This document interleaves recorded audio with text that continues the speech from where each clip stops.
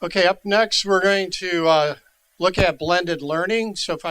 And this is actually where the rubber meets the road. It's when you're able to leverage the content, online education, and the ability to use that and empower students in the classroom and to get them to, be part of the education process themselves and use technology.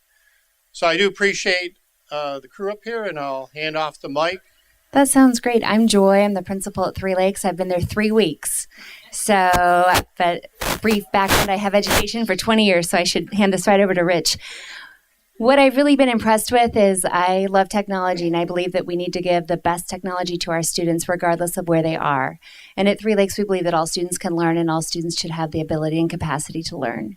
So today we have 3 individuals from Three Lakes. We have Jesse, who is our YWTP coordinator and is also involved with the college and career readiness for our students. We have Savannah Hannaford, who has helped integrate a lot of the blended learning in our CTE classroom inside the Oak Creek facility. And we have Levi Moody, who is an extraordinary language arts and social studies teacher. I don't have the answers. I have the ability to pass the microphone, though. So we're going to talk briefly about some of the specifics that we've done in some classes. For example, Levi's going to touch on poetry. Savannah's going to probably talk about the GED process, diplomas, etc. I'm just putting that out there. Well, you can go wherever you want. It's your freedom. And Jesse's going to talk about something really interesting as well. Thanks.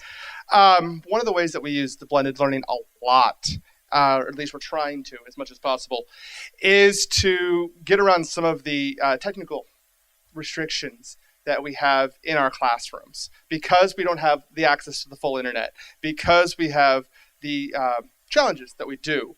We've been able to use the blended learning setups, whether we're teaching direct classes ourselves and using things off the Rachel server and directly implement them, or if we're using some type of other educational framework, such as the Odysseyware and those kind of things, and finding ways to supplement those accesses for avenues for students. And that's mostly what I'm focusing on, or will focus on if you have questions, is how we're using these different technological pieces to make classrooms as functional as possible with the limitations we have, and how the technology is working for us.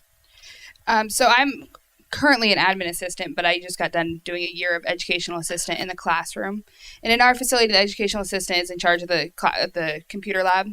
So we supervise the whole computer lab. We run it off of a program called Odysseyware. I'm sure other facilities use the same program, but we use Odysseyware to do independent study. So in the mornings, everybody's independent. They do their own thing.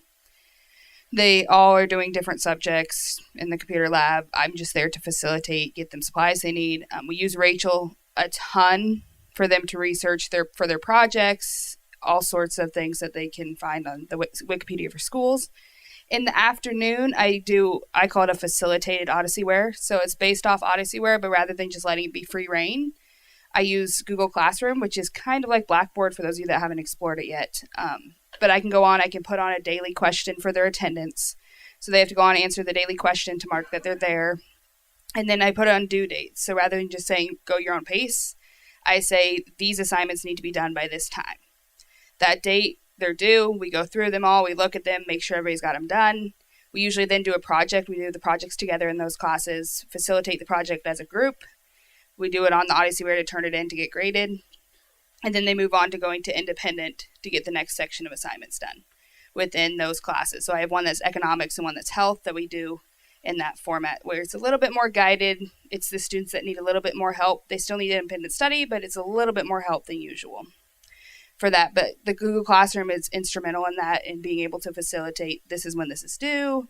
This is the extra assignment. If we decide to add an assignment, I can upload it to Google Classroom and give it to everybody. They can log in, they can do their daily questions, they can see when stuff's due. It gives them a calendar of what's due. I can give feedback on the Google Classroom, as well as facilitating any questions that they can ask off of there.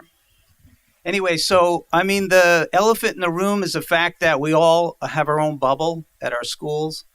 And, I wrote tons of notes down about what we're doing. The bottom line is what we're doing today, Frank, is helpful because we're hearing what other facilities are doing. We're finding out how they're taking, what you guys started with, what Hillcrest is doing, and they're building on it. And we need to find ways to share this information. And this is super important because our teachers are hungry for more ways to use Google and Chrome right now. And that's the bottom line. I don't really have a lot more to add to it. We're using all the features. How we got into it, I think it's one of the things you want me to talk about, Frank. We got into it because Windows was sort of falling apart on us, and we couldn't quite update XP more than 100 million times, so we had to do something. And we had the opportunity to upgrade 2 computer labs, and Cascade Tech handled the conversion over the summertime. It was pretty amazing. And basically, we rolled it out. Students walked in the door, and there it was, and we got going. So it is that simple. A lot of what we've done, the Chrome platform is very easy to use. Our youth get frustrated with things like double logins and stuff, but it's real world. We like things like the slides, but it doesn't have as many features as PowerPoint. That's real world. Same thing with Sheets. I use it for a Wall Street club. I'm not real crazy about the graphing features, but again, it's still, building the plane while it's in the air. I get that. The sharing of documents, for those of you who haven't seen how that works, basically every student can then share the docs with the teacher, and the teacher can then write on the documents as far as they want corrections or such. The problem is that as those documents stay in the teacher's shared file, you don't always know when the student has updated the docs, for instance, unless you open all your shared docs and run down the right side. Yes, sir. The other thing, too, is that the inaccessibility of looking at Google Docs and Sheets when you're away from the server, correct? Okay, that's kind of a biggie. If we want to work on any of the docs and we're away from the facility, it's tied into the server, correct? You get it. And I'm not throwing darts because you guys have done amazing stuff for us. I appreciate that. You got it. I know we would like to have the youth collaborating and sharing docs more, but we've found that could have a downside. We're all adults in the room. We had a pornographic story going around our place where the youth were just adding a couple lines to it. What are you laughing, Kate? It's real, right? Where the guys would add a line to it and then send it on to the next guy down the line.